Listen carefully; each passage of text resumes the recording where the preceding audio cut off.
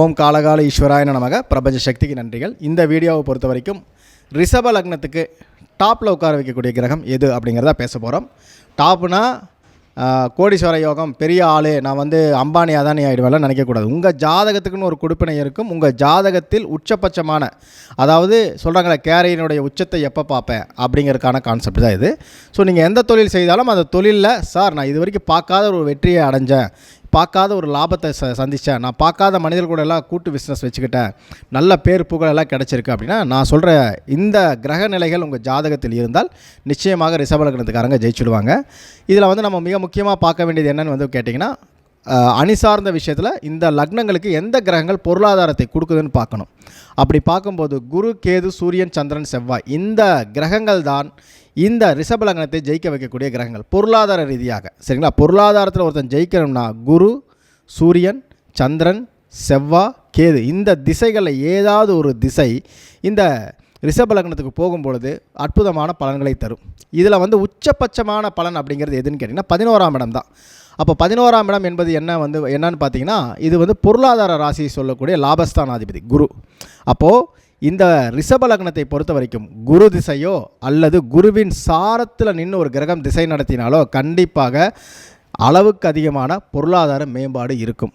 Sir குரு திசையாக எனக்கு லைஃப்பில் வராது சார், குரு சாரத்தில் கிரகம் இல்லை சார், நான் எப்போ சார் ஜெயிப்பேன் அப்படின்னு கேட்டிங்கன்னா, கேதுவின் சாரத்தில் ஒரு கிரகம் நின்றாலும் அல்லது கேதுவினுடைய திசையே போனாலும் இந்த ஜாதகர் மிகப்பெரிய பொருளாதார முன்னேற்றத்தை அடைவார்.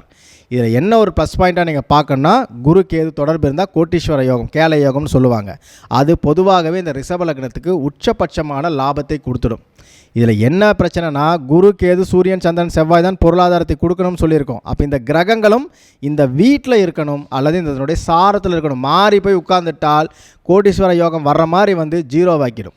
டாப்பில் போய் உட்காரணும்னா இந்த அணி மாறாமல் உட்காரணும். குரு போய் சந்திரன் வீட்டில், குரு போய் கேது சாரத்தில், குரு போய் செவ்வாய் வீட்டில், குரு போய் சூரியன் வீட்டில், இப்படி உட்கார்ந்து அதனுடைய சாரங்கள் வாங்கும் பொழுது மிகப்பெரிய அற்புதமான பலன்களை தந்துடும். கண்டிப்பாக ஒரு கோடீஸ்வர யோகத்தையும் உங்கள் வாழ்க்கையில் மிகப்பெரிய ஒரு டாப்பான ஒரு நிலையும் கொடுக்கக்கூடியது தான் இந்த லக்னம்.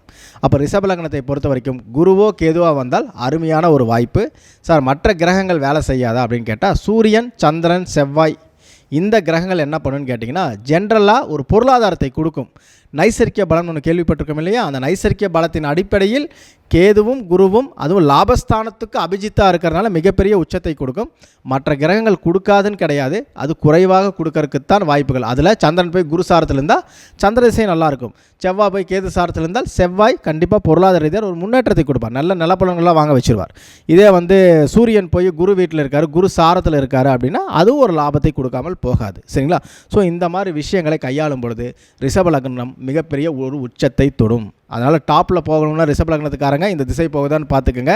அதை விட்டுட்டு சார் சுக்கிரனுக்கு ஆகாத, ரிஷப லக்னத்துக்கு ஆகாத குரு திசை அப்படின்லாம் எடுத்துகிட்டு வரக்கூடாது. அது உறவுக்காரங்களுக்கு தான் பிரச்சனை, பொருள்காரங்களுக்கு டாப்பில் கொண்டு போய் உட்கார வச்சிரும்.